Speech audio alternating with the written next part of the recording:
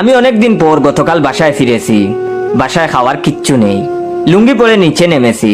বাসার সামনে দোকান থেকে আলু, ডিম, সিগারেট, চা পাতা, চিনি কিনে সিঁড়ির কাছে আসছি। বাড়িওয়ালা মেয়ে তার 5 বছরের বাগ্নে নিয়ে দাঁড়িয়ে। আশ্চর্য, আমার মুখ ভর্তি দাড়ির কারণে বাড়িওয়ালার মেয়ে চিনতে পারলো না। পিচ্চিটা আমার দিকে হা করে তাকিয়ে আছে। উপরে উঠছি, পিচ্চিটা আমার পিছু পিছু একতলায় এসে আবার নিচে নেমে গেল। পিচ্চিটা জুড়ে জুড়ে বলছে, খালামণি উনিকে ছেলে ধরা নাকি?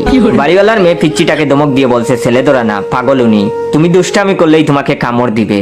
এটা শুনে আমি মনে মনে হাসলাম। বিকেলে আবার নামছি। গেটের সামনে অনেক মানুষ। ওই পিচ্চিটা কই থেকে দৌড়ে এসে আমাকে বলল, এই পাগলা কই যাও, তুমি কি আমাকে কামড়াবা নাকি?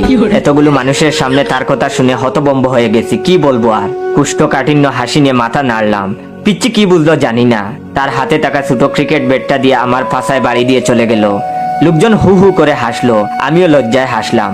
আজ সারাদিনে 5 বার বাসার নিচে নেমেছি, আর এ পিচ্চির মুখোমুখি হয়ে ব্যাট হাতে দাওয়া খেয়েছি। সন্ধ্যায় আবার ব্যাট নিয়ে মারতে আসছে।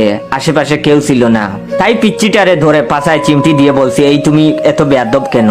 সে তখন কান্না করতে করতে বাসায় চলে গেছে। বাসায় আসার কিছুক্ষণ পর কলিং বেলের আওয়াজ। দরজা খুলে দেখি বাড়িওয়ালার মেয়ে আর ওই পিচ্চি। বাড়িওয়ালার মেয়ে বলল, সেকা খাইছেন নাকি? এরকম উদ্ভ্রান্তের মতো চেহারা করছেন, দাড়ি রাখছেন, চিনতে পারিনি। আর আমার বাগনের পাছায় চিমটি দিছেন কেন? সে এখন জিদ ধরেছে আপনার পাছায় বেড দিয়ে না মারা পর্যন্ত কান্না থামাবে না, কিছু খাবেও না। ছোট মানুষ, কিছু মনে করবেন না, আপনার পাছায় বেটের একটা বাড়ি দিবে। এই বলেই বাড়িওয়ালার মেয়ে পিচ্চিটাকে বললেন, এই যা বাড়ি দে। আমি হা করে তার কথা শুনছি। ওয়েট, ভিডিওটা শেষ করার আগে অবশ্যই ভাইয়ের রিয়েল পেজ ইওর জয়কে ফলো দিয়ে রাখবেন।